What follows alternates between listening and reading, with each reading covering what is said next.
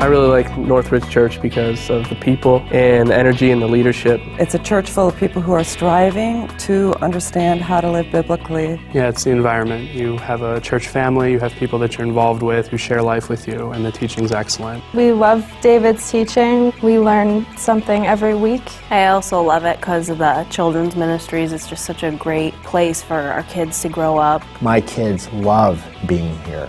They love the youth ministry, and I know that they're going to leave home loving the church. We have 2 children here. Michael's in youth ministry. We love the youth ministry here and what Mark and Gretchen do with it. And Anna loves High Point. She loves her High Five teacher. And she gets to serve already in Hotspot, and she loves that. The church also has an awesome school. Michael went all the way through it. Anna's in the 4th grade here. And that school is just really great for their spiritual growth. You know, it's real people helping other people to walk closer to God. It's just such a great church to be a part of.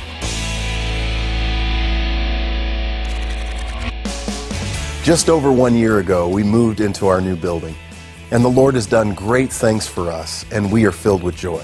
We built this new building because of our growth, and now that we've built it, our growth has only increased. On a weekly basis, lives are being changed. Every Sunday, there's an energy and anticipation and excitement that I think all of us can feel.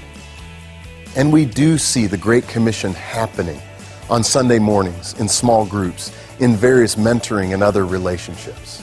We rejoice in all that God is doing.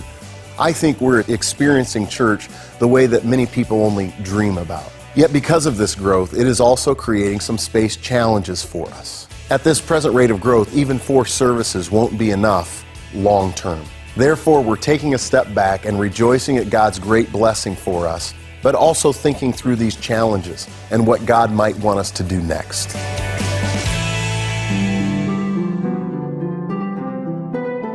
Yeah, we're seeing a space issue of sorts at Northridge, being blessed with lots of new visitors, lots of new faces. The real challenge is giving them a place to park, a place to sit every Sunday.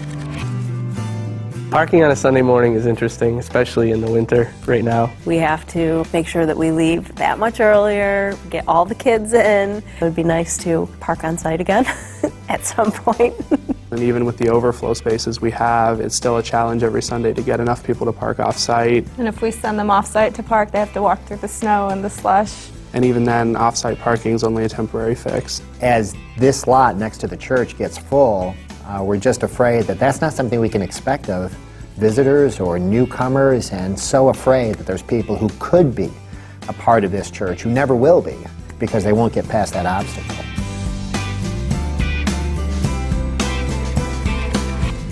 Well, the debt that we're under right now was, I think, absolutely necessary, and it's smaller than it could have been because of the huge sacrifices people made in the first capital campaign. But even so, debt comes with interest. We don't want our budget to be constrained by heavy mortgage payments. We'd like to, pay down that debt, save tens of thousands on interest, and keep, plenty of room in our budget for actual ministry.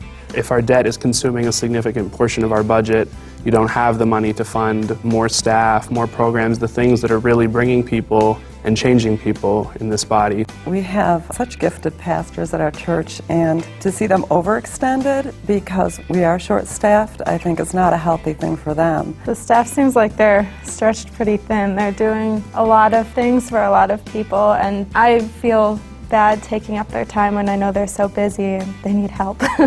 Normally, a church our size would have 71 attenders for every staff person. People say a church can run lean with 89 attenders per staff member. Currently, our church has 123 attenders for every staff member, which means we're getting incredible output out of the staff we have. But there's so much more opportunity to do ministry so much better and more effectively if we're able to increase our staff. The ministry of Northridge is a lot greater than the immediate neighborhood around this address and this location. And there are people who are coming from far to attend this church.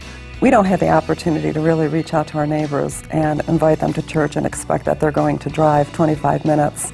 To continue to honor what God is doing here, we need to grow. And if we can't grow here, we have to grow somewhere. So then the question is, what's likely to be the most successful approach to that. It's a whole new church plant where I guess 80% of those ultimately fail versus the multi-site where 90% of those ultimately succeed. So to take this working model to a different site, leveraging all that just seems like it's really, really practical and wise. Because of these great blessings, it has also created great challenges. So we have begun our Creating Spaces project. There are 3 different aspects to this project. First, we want to create spaces in our parking. When our building is full, we believe we need to be able to park everyone on site or in our zoo lot. We have the space to add 100 parking spots, which would solve this problem. So we want to create that space so we can maximize every square inch of our facility. Secondly, we need to create space in our budget. We want to be responsible and manage the debt properly that we have. We want to pay the debt off in a brief period of time, and we want to have that debt only be 20% or less of our annual budget.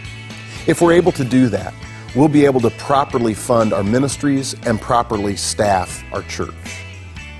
A third way in which we need to create space is we believe it's time for us to become a multi-site church. Once we maximize our property and maximize our budget, we think it's time, through the use of technology, to consider being one church in more than one location. The great advantage of being a multi-site church is it will not limit the breadth of our ministry to the facilities that we have here. We are inviting all of you to participate with us in creating spaces together. I'm asking each person at Northridge Church that has been impacted by the gospel here to do 3 things. I would like you to resurrender, listen, and obey. All of us should be in a regular habit of resurrendering all that God has given us right back to Him. It is His. It doesn't really belong to us.